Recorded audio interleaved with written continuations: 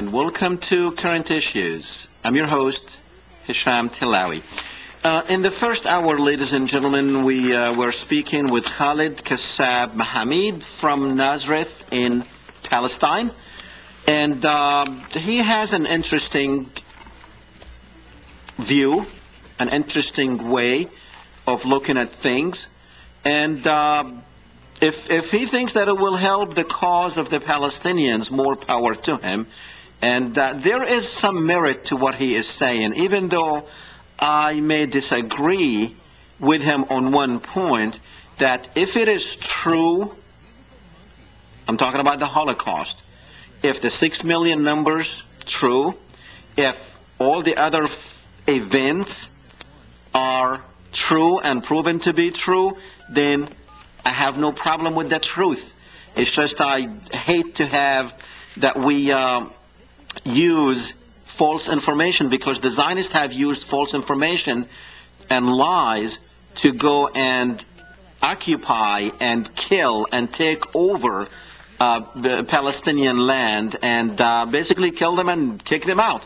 So we don't want to use the Holocaust, regardless of its truthness, to our advantage. I think that's where I draw the line. And, he is convinced that it happened the way he says it happened. He said, don't question the numbers and don't question the events.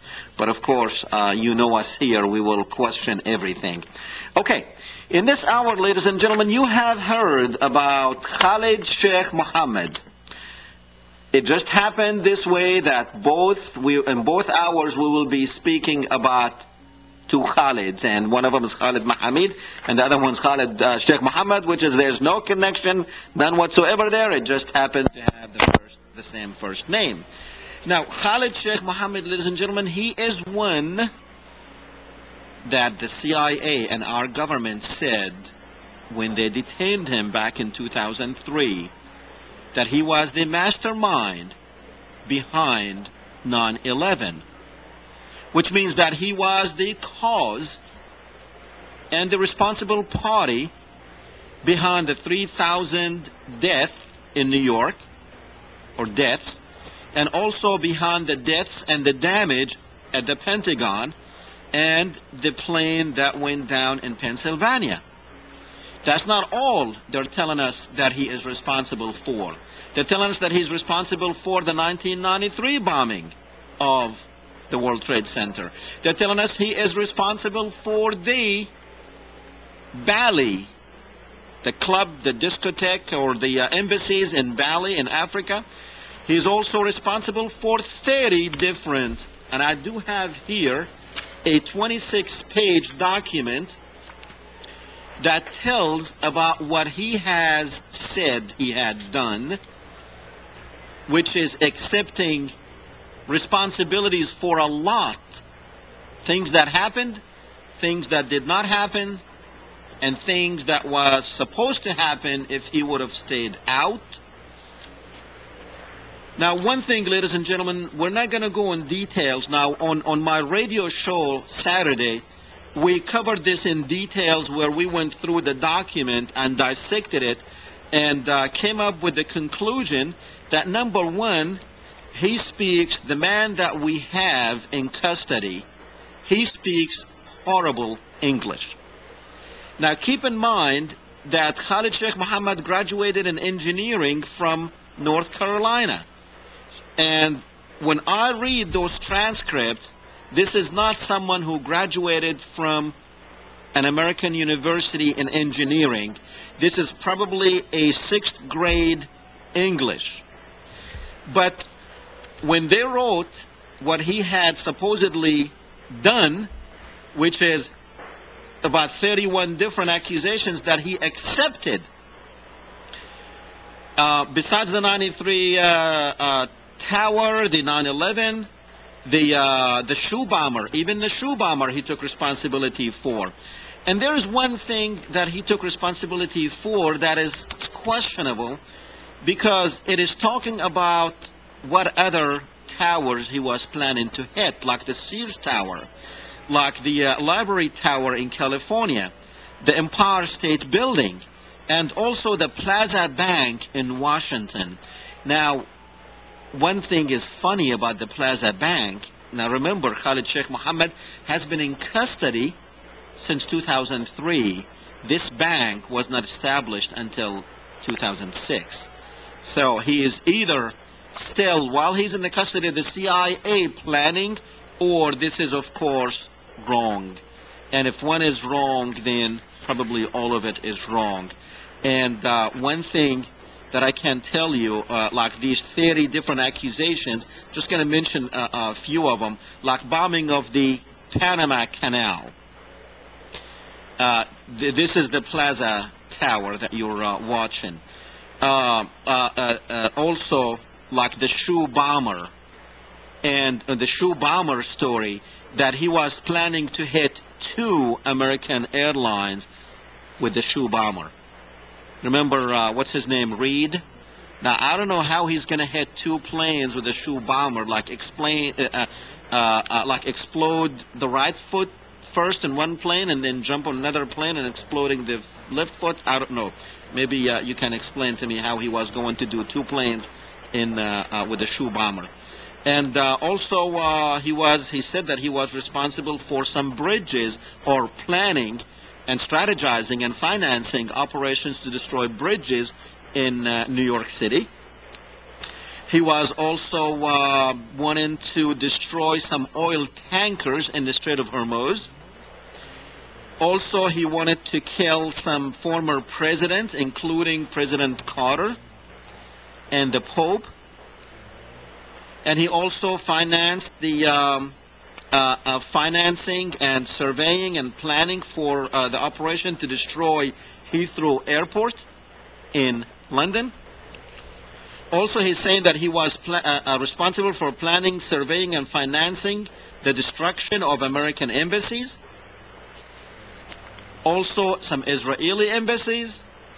He was also responsible for surveying and financing the destruction of some Israeli airplanes. And at one time that he threw a SA-SAM-7 on one of those Israeli airplanes in Mombasa. Also responsible for and financing the different targets, American and Jewish targets in Turkey. Also in the United States, wanting to destroy nuclear power plants that generate electricity in several United States states. He was also responsible for planning, surveying, financing to hit the NATO headquarters in Europe. He was also responsible for planning and surveying to kill President Clinton, for the assassination attempt against President Clinton during his visit to the Philippines in 94 or 95. I guess he didn't know if it was 94 or 95, so they put 94 or 95.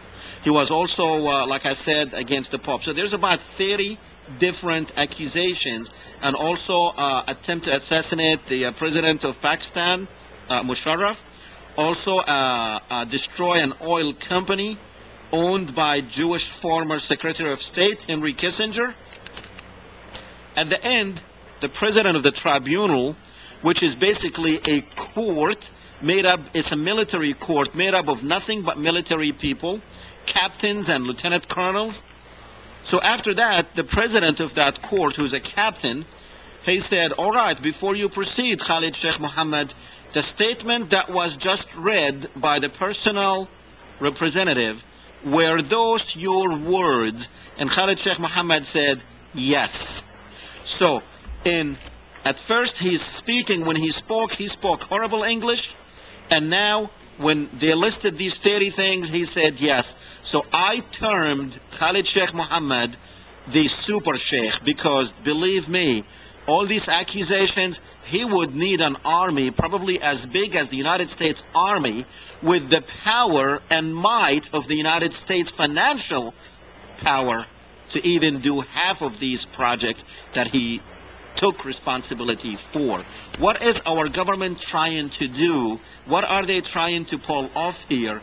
Just write off 9/11 to this guy who has been, for the last 3 years, with the CIA, and they just moved him a couple of months ago to Guantanamo Bay. And if you heard me on this show, since 2003, I have always asked the question, where is Khaled Sheikh Mohamed? Why aren't they putting him on the stand so we can hear from him and so we can see how in the world he masterminded the atrocities of 9/11? If he did it, put him on the stand. But they did not. For 3 years, they hosted him at the CIA. Okay, ladies and gentlemen, with us to speak about this is Christopher Bollyn. Welcome to the show, Chris. Hello, can you hear me all right? Yes, I can hear you fine. Thank you. And Good. thank you for coming on. Good evening. Chris, tell me, number one, I know you are working on some exclusive stories. I spoke with you last night and you were still working on the story.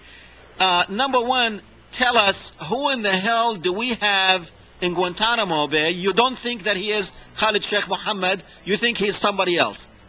Yes, I agree with you. The first thing that struck me was, as you pointed out in your introduction, this person's English is so bad. And then, of course, this is coming to us from a super secret gulag prison in Cuba, in which there are no defense attorneys allowed and no press was allowed. And then, furthermore, this person, this detainee, never actually was asked to identify himself. And furthermore, no oath was taken. This was all done with the agreement of the president of the court. They said from the very beginning, he just came in and said, okay, Sheikh Khaled Sheikh Mohamed, do you speak English? And to this, the person, the detainee, nodded. He simply nodded. And that was accepted. But, and then he didn't take the oath. And then he said in his final statement, he was going to say why he didn't take the oath. And I would say that the English of this person is about the level of a 2 or 3 year old who grows up in an English-speaking country. He said this, the detainee said, "For this verse I not take the oath. Take an oath is a part of your tribunal and I'll not accept it."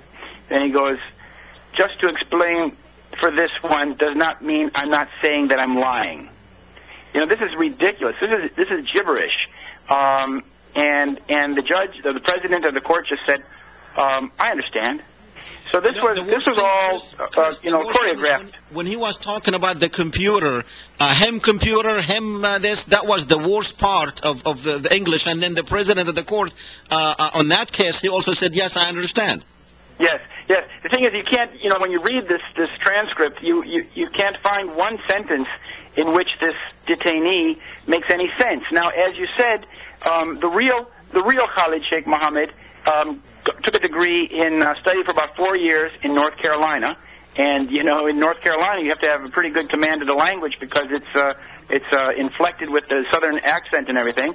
And so I called up to the university and asked. I spoke to the engineering department there last night, and I spoke to the former dean, the dean and the associate dean who were there at the time, and they put me in contact with a professor who taught the real Khaled Sheikh Mohamed.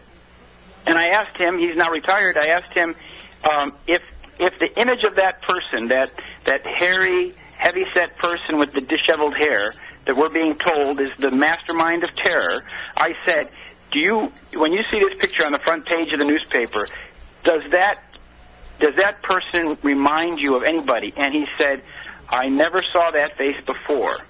He said, "I did not recognize that person." And this is a person who taught, the real Khaled Sheikh Mohamed several classes in thermodynamics. Okay, Chris, we are looking at a picture now that you have put together side by side. Yes. Of Khaled Sheikh Mohamed on the left, the one that we were told that is Khaled Sheikh Mohamed, and the other one who was arrested in Pakistan with the long beard. Tell us the similarities in those two pictures. Well, these two men are strikingly similar, but the thing is about the Ahmed Abdul Qudus, he was arrested in Rawalpindi, and he was arrested in March of 2003, and it was in this person. They have similar beards, they have similar gray sideburns. They have what I saw similar, Chris? The nose and the ear is extremely, it's the same. The nose, I always, the beard and stuff that people can have, but the nose is the same. Yeah, the likeness is quite striking, but you know, what's interesting is that this person, this Ahmed Abdul Qudus,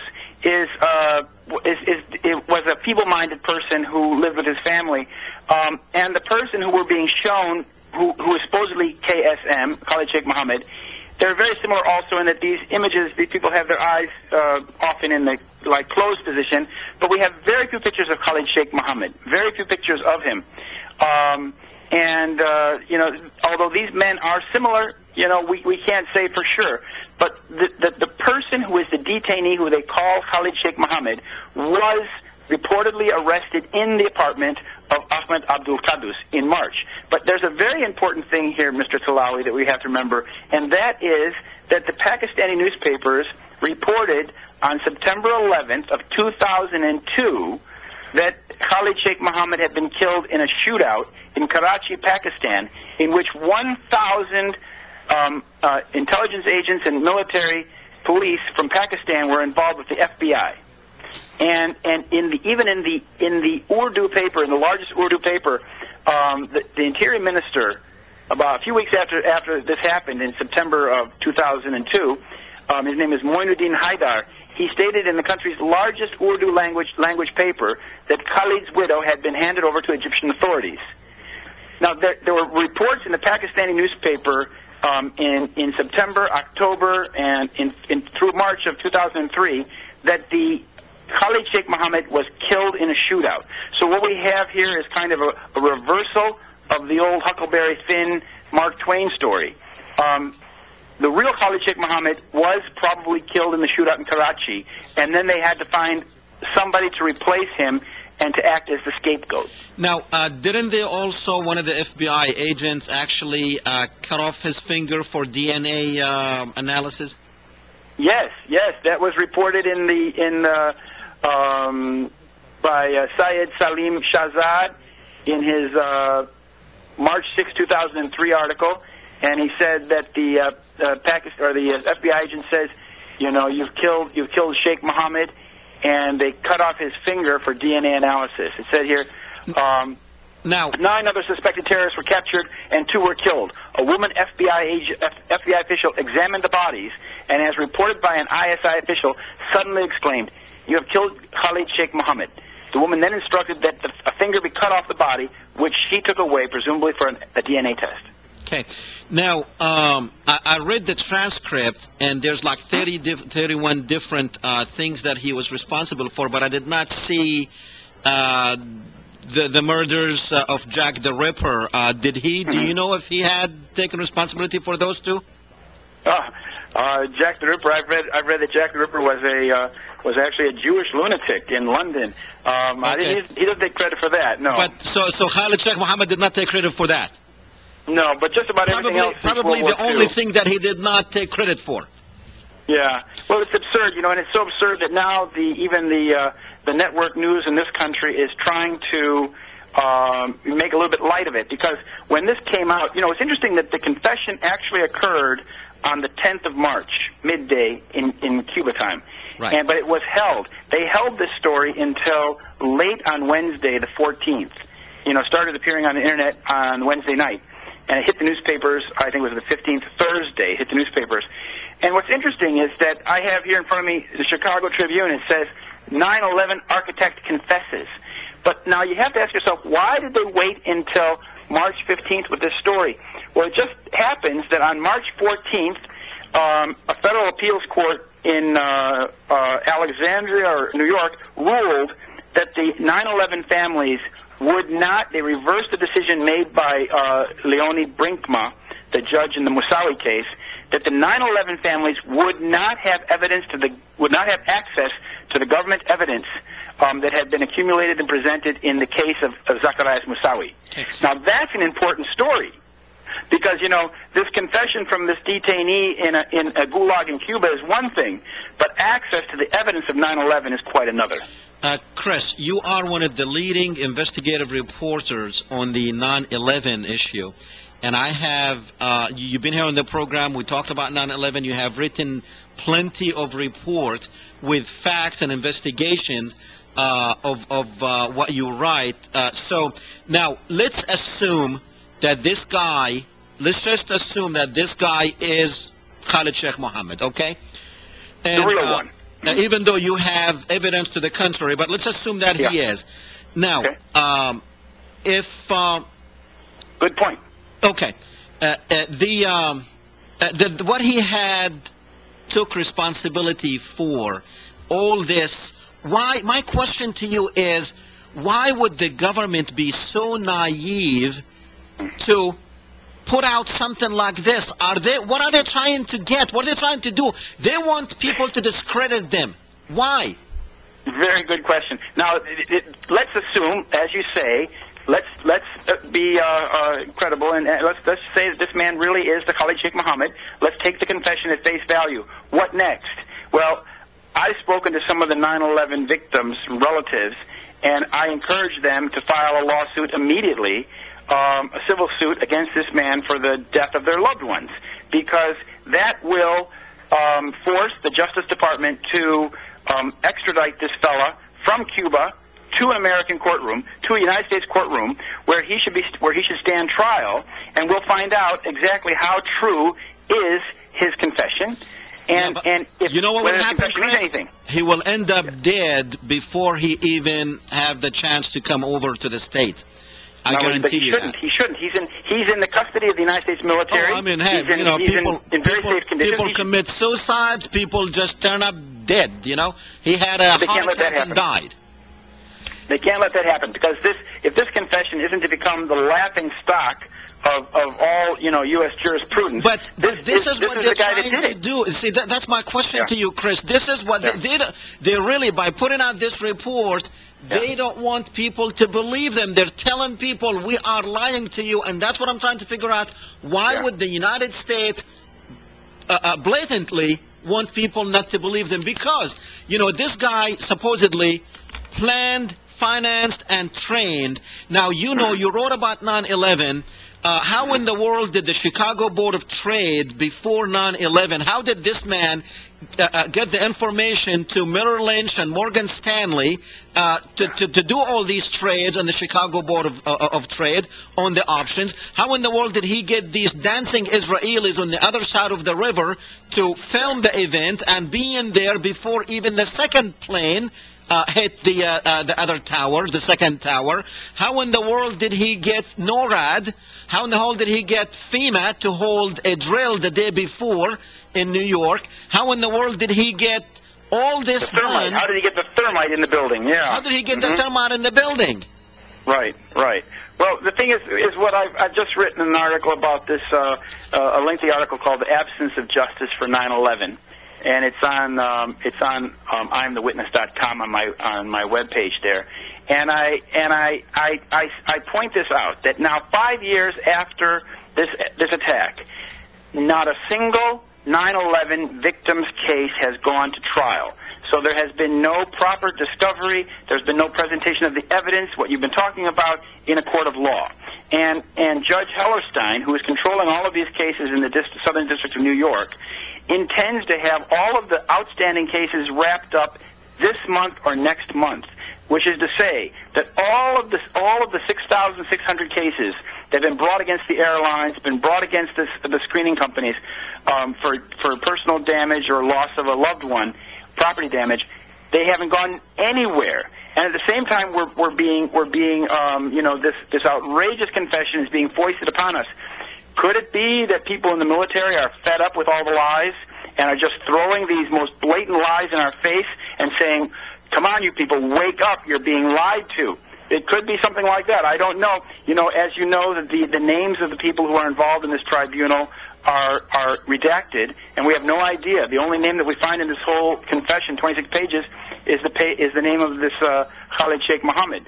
But it could be that the people in the military are absolutely fed up with this nonsense and are just, throwing these lies in our face in a hope that the American people will wake up.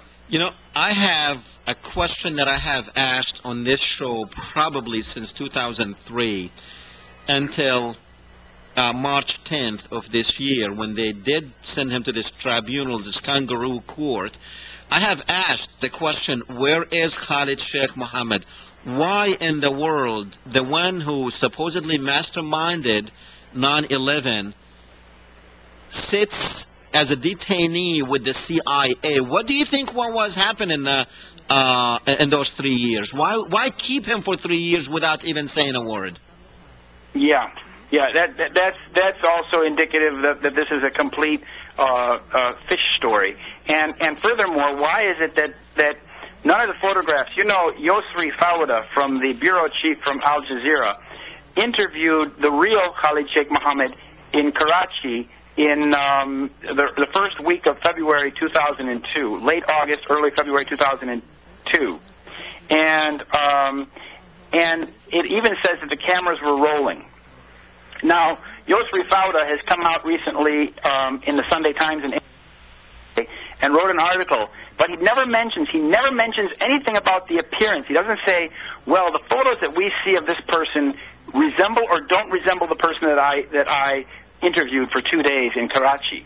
And this is where you see I've always questioned Al Jazeera. I consider it to be another one of these controlled. I do too. I question Al Jazeera here all the time.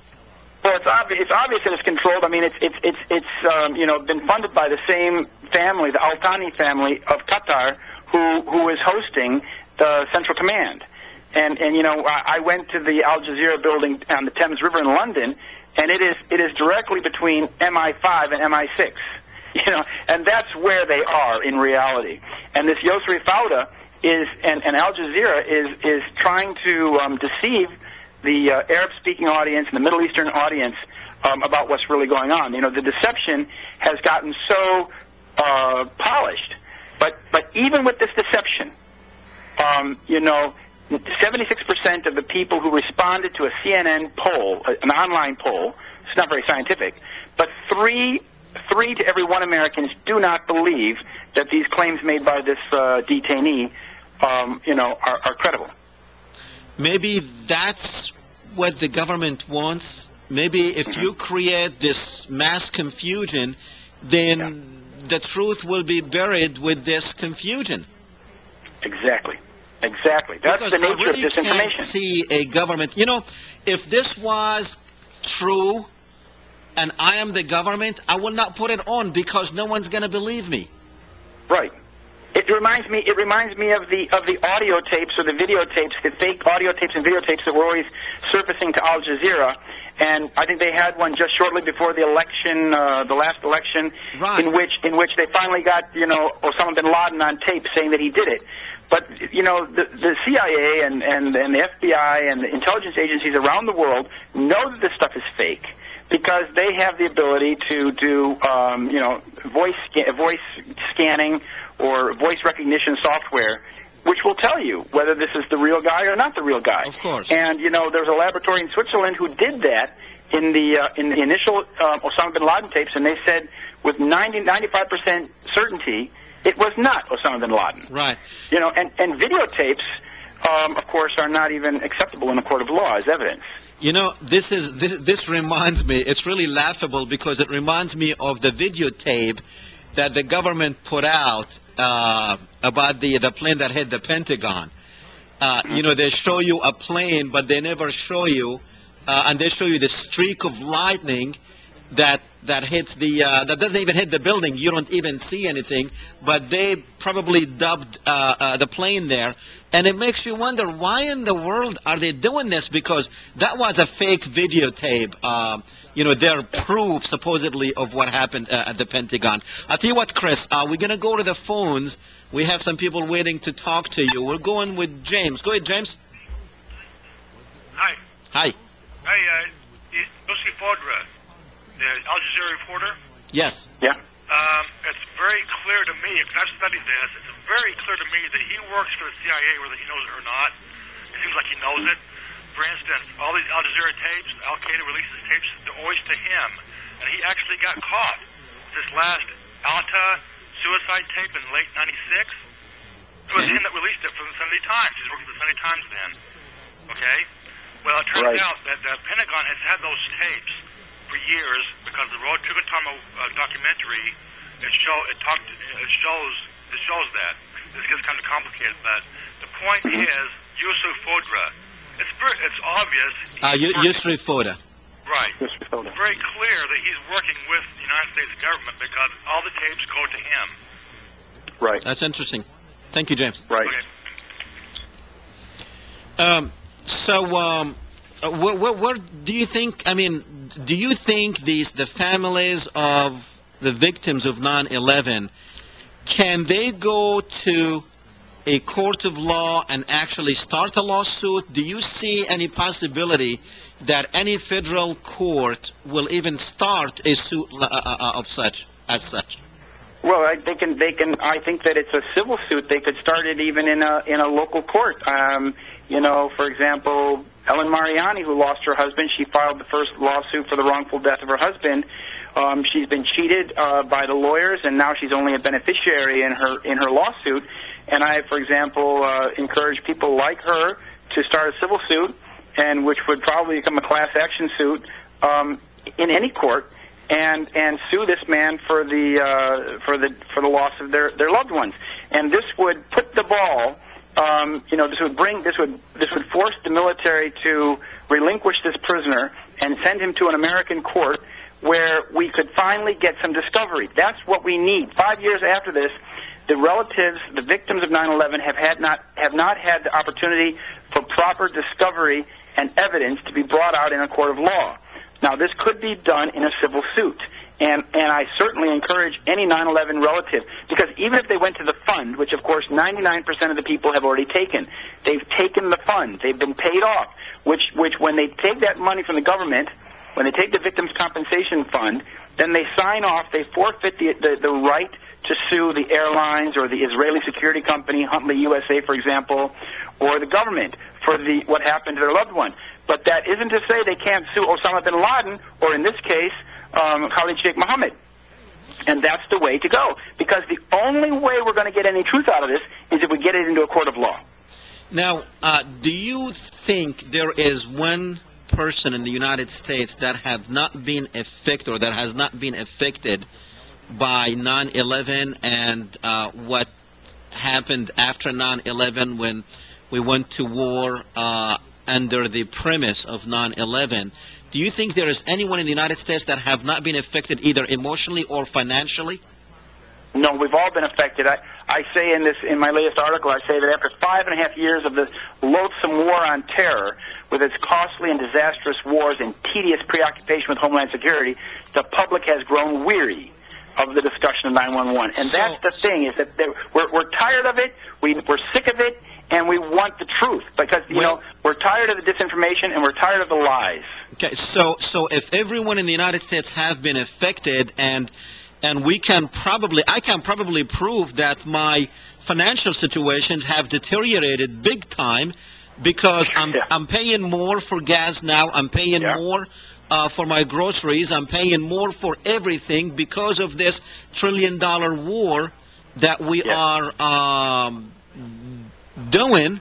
So why can't I go and file a lawsuit against the United States government for harming me financially?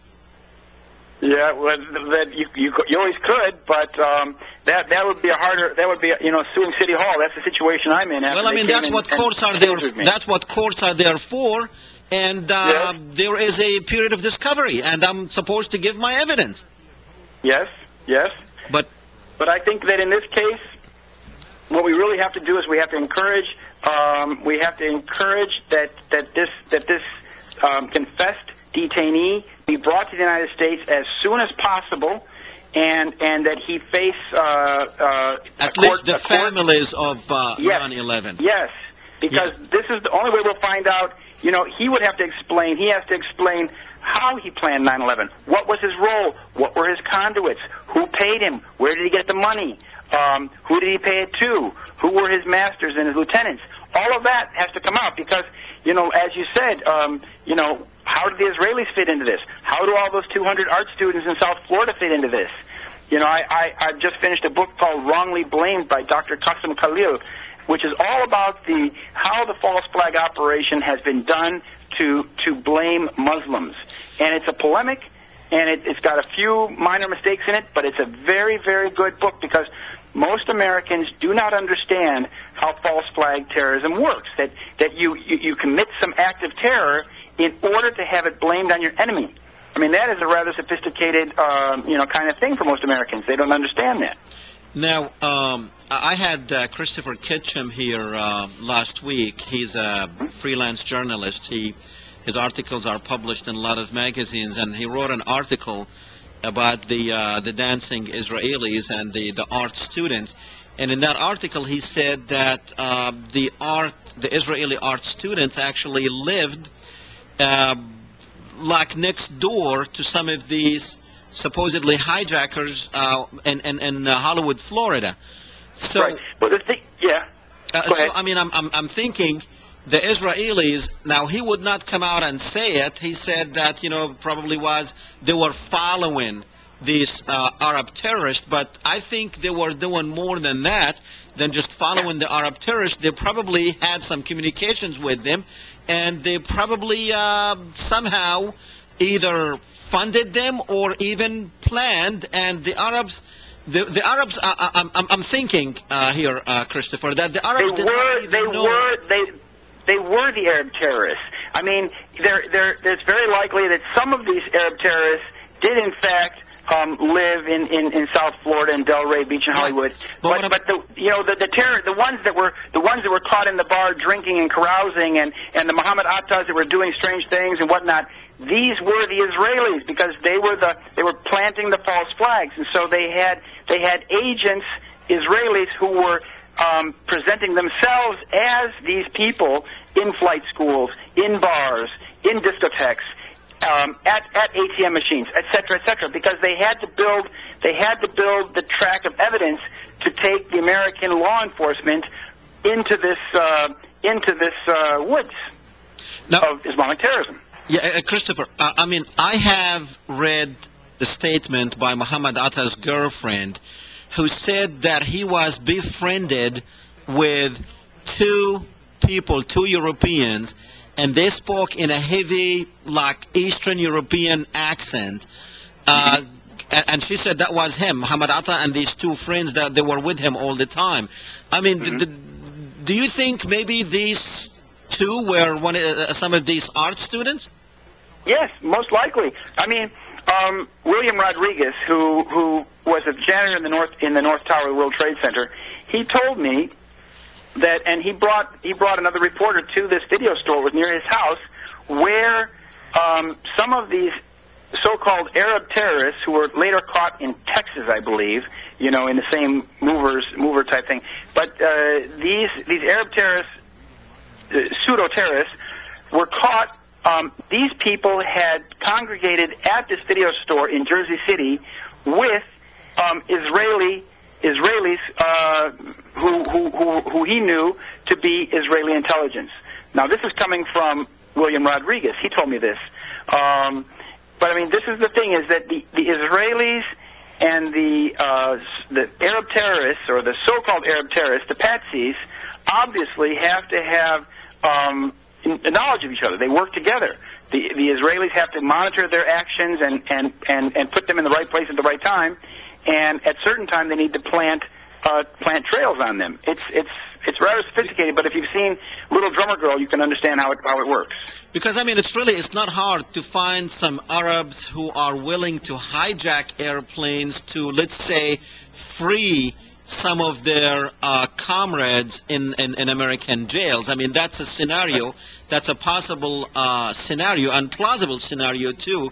That maybe they hijacked the planes and they thought, that's all they have to do is hijack the planes and then go to Cuba or something and ask for the release of the blind sheikh, blind sheikh in Sheikh Yusuf, I think, or something, Abdul Rahman. I mean, and then once they were in the plane, then somebody else took over the operation, and their jobs were ended right then and there. Yes, that kind of speculation is certainly valid.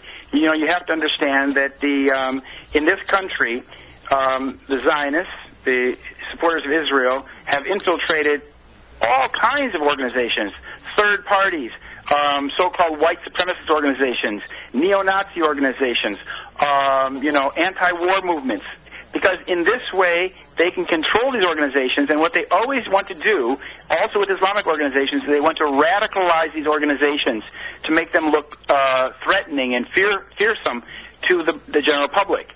Because in the same way that the Zionists need to cultivate anti-Semitism, they need to cultivate this radical Islamic terrorism. But, you know, in many cases, the terrorist acts that we're seeing, for example, occurring in Iraq, are false flag terror. They're not being done by Iraqis. Right. They're not sectarian violence. They're completely controlled violence done by Israeli intelligence, British intelligence, U.S. intelligence, like that.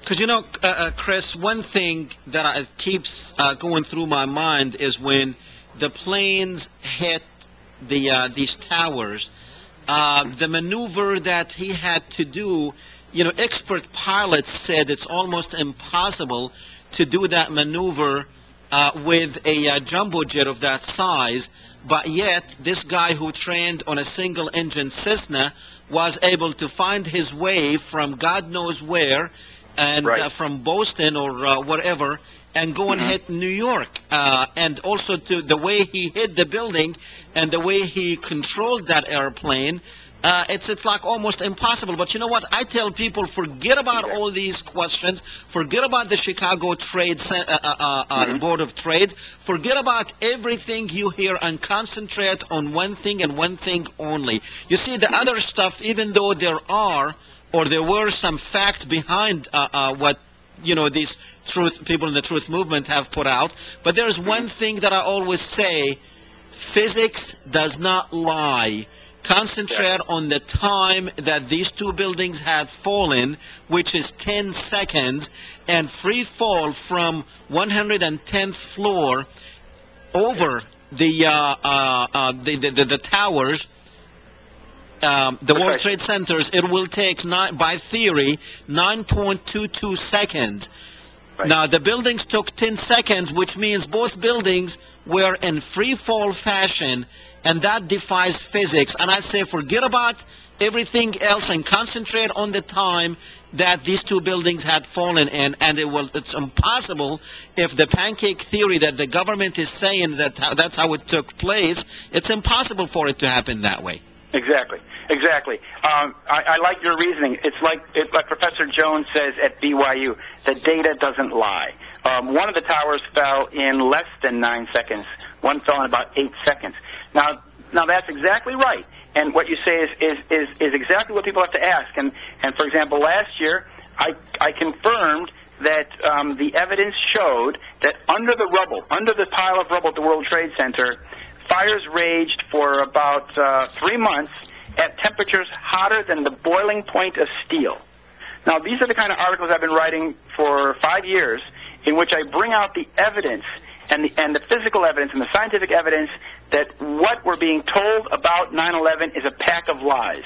But I want to remind you, in 1981, William Casey, he was director of the CIA, he said, "We'll know our disinformation program is complete when everything the American public believes is false."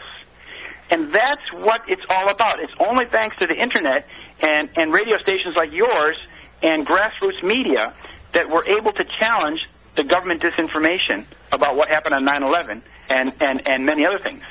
So, which brings us to the question that, let's assume that what we're talking about is correct. You know, our viewers out there are wondering, okay, if you're right, then tell us why 9/11 happened.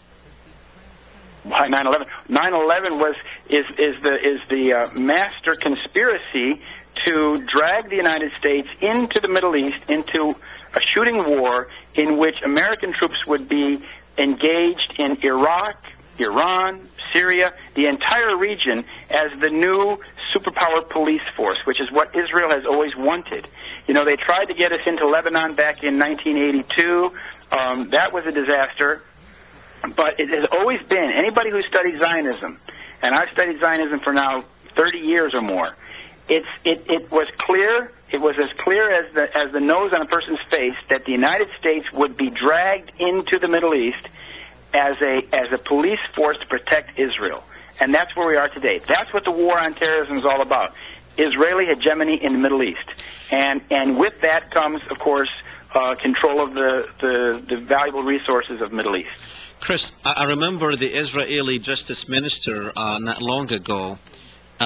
He was looking at a picture of an old Palestinian woman next to the rubble of her house that their forces, the Israeli forces, have just destroyed. And he criticized that, and he said, this reminded me of my own grandmother during World War II.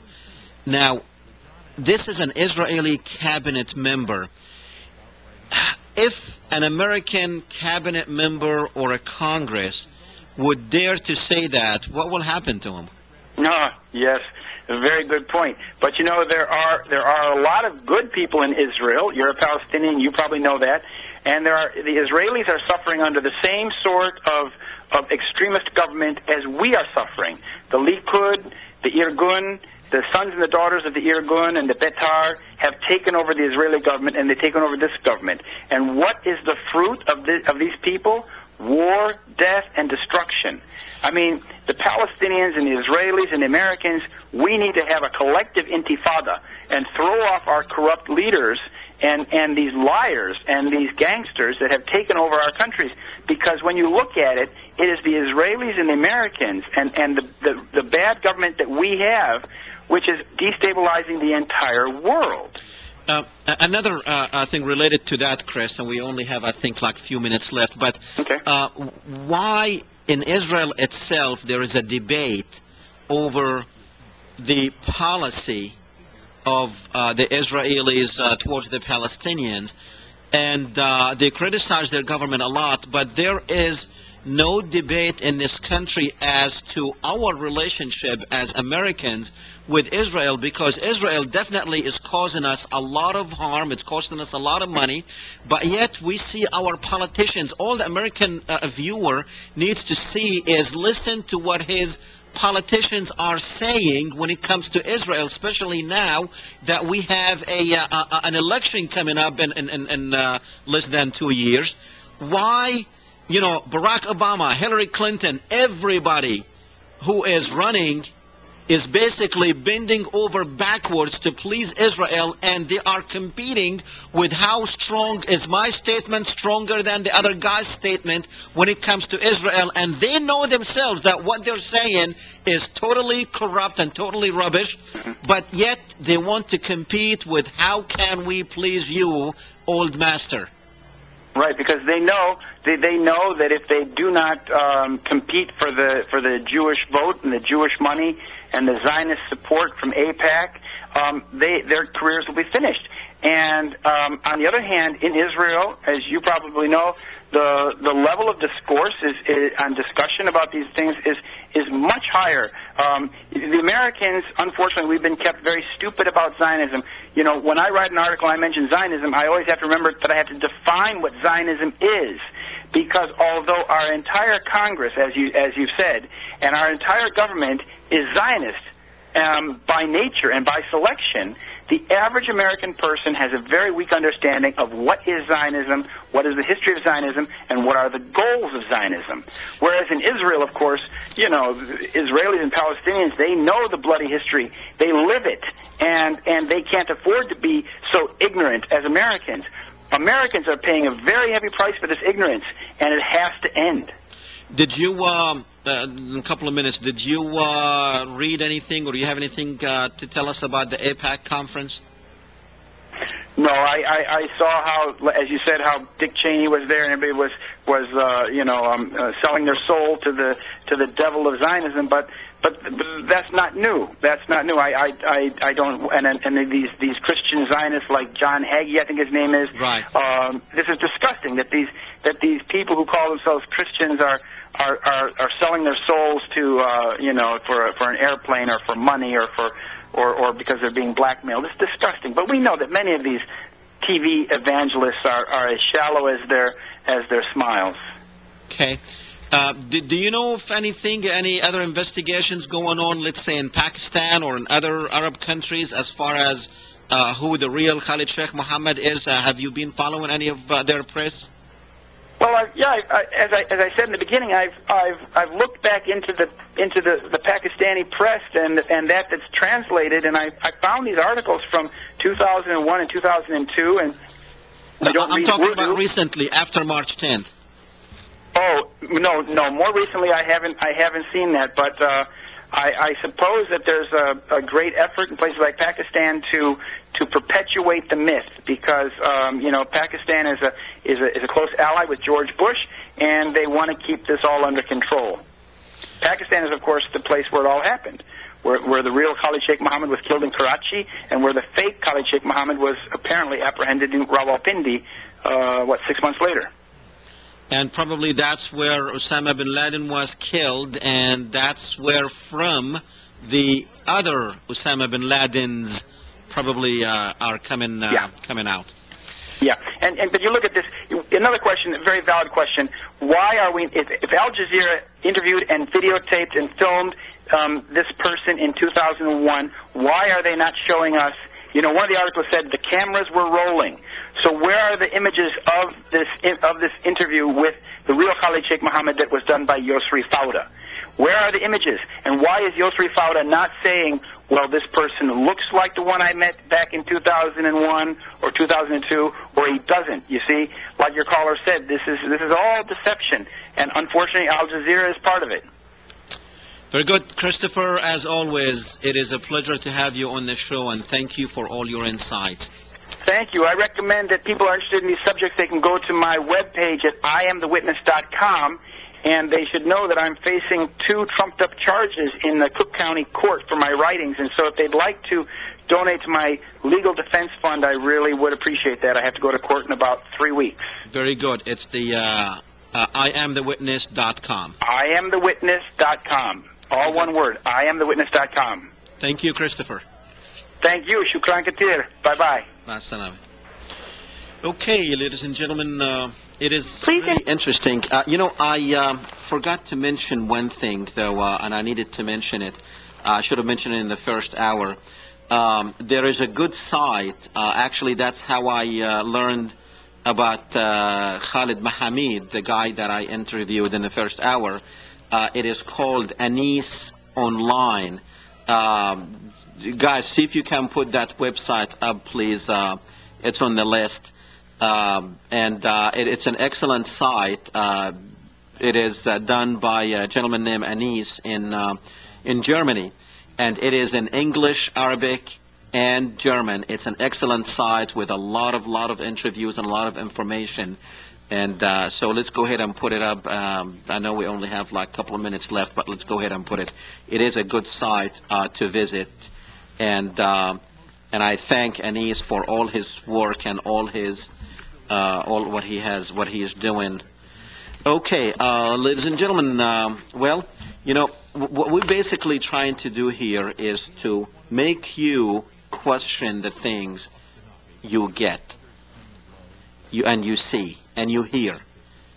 We have an excellent source that you just need to spend a little bit of your time to go and research things on your own. Like I say, don't believe a word I'm saying. You go find out for your own. You are going to see on the internet a lot of stuff that you're not going to believe. That's fine. The more you do it, the more you become an expert. You become an analyst. You will know what to throw away and what to accept. So don't believe everything you see on the internet, and I advise you not to believe a lot of things that you see on the internet, but the more you do it, the more you become an expert on it, and it becomes like a second nature to you. And right away, when you read something, you will basically throw it away because it does not make any sense. We will see you next Tuesday, ladies and gentlemen, 6:30 next Tuesday. Good night.